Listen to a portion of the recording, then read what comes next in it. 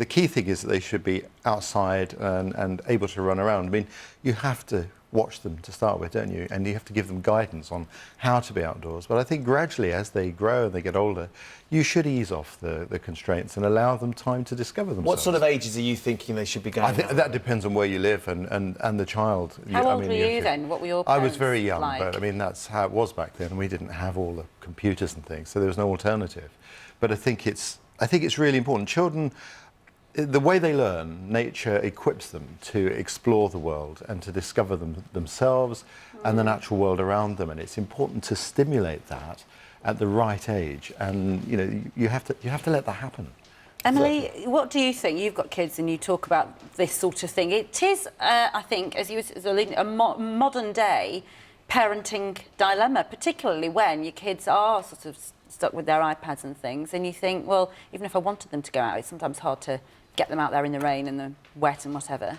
Yes, I mean, it would be easier as a parent if you could just say, bye, kids, and they could just wander out the front door and be safe and come back for the evening. Wouldn't that be the easiest parenting in the world? But the world just isn't safe enough to do that. So as much as I absolutely see the value of them playing outside and I want to get them out and into forests and zip lining and doing, making fires and all those fun things, I want to be there. And they're 6 and 9, so I just don't feel that they're ready to do it without me nearby. Not necessarily holding their hand, but what nearby. What age do you think that you might be ready, and they would be, because that's the other thing as well, whether they're ready to go outside?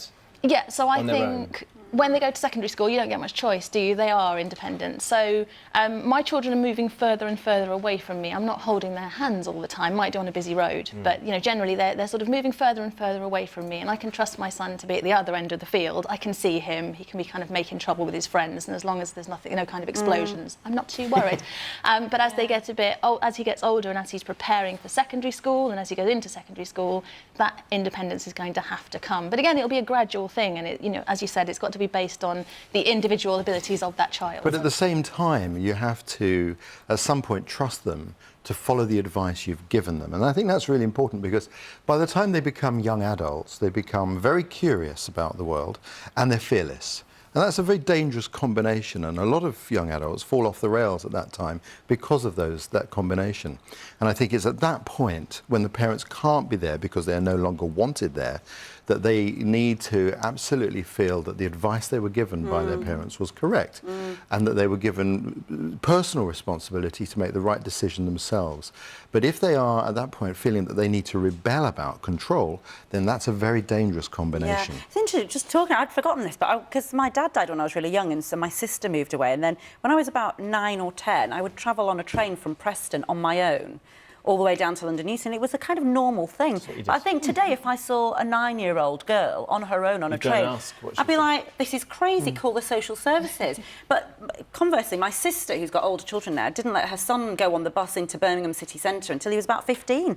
And I was going, but I was on a train on my own at 9. But it's just, I think it's sometimes your family circumstances. Yeah. But the key is, though, the key is, Emily, that you want to arm your kids with the ability to find themselves in a situation when they are grown up, like Ray saying, and they know what they have to do. And to hurt themselves a little bit and know that it's not the end of the world, I guess. Because the awful thing with they find themselves when they're a bit more grown up in a situation and they don't know what to do because mum's always been there.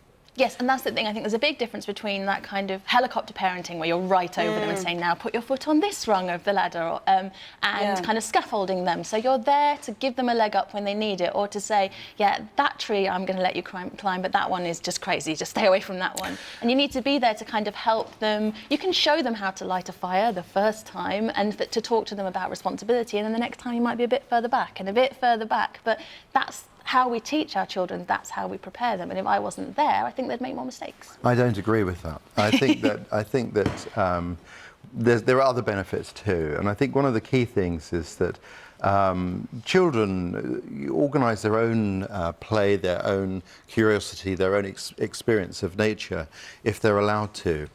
And the key thing is that after they've been out, you can talk to them and debrief them about what's gone on.